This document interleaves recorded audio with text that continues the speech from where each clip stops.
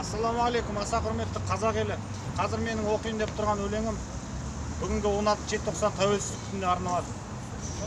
Мен үшін бұл мейрам емес, қанды күн деп аталады.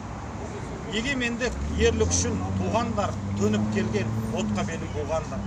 Жастарымды қинап талап өлтірген, екі өмірде оңбай өтсін қуғандар.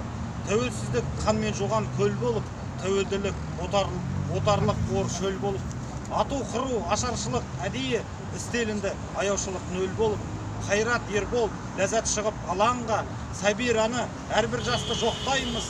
Құрбандарға тағзым етіп, иіліп, гүл әкеліп, үнсіз ғана жоқтаймыз. Айтылмаған қаһармандар қалды ғой, зұлым колбен нағыз қырғын салды ғой. Сау адамнан жынды жасап дәрі егіп, бас кеселер талай жанды алды ғой. Мен үшін бұл мейрам емес, қанды күн. Тәуелсіздік жеңіс алған жанды күн. Алғыс айтып бейітінің басында ерлерімді еске алатын заңды күн. Солтүстік пен шығыста тұр көз салып, қорғап жерді келтірмейік жаманат. Бөлінбейік, бірлесейік қазақтар, ал құрдастар, тәуелсіздік аманат. Рахмет.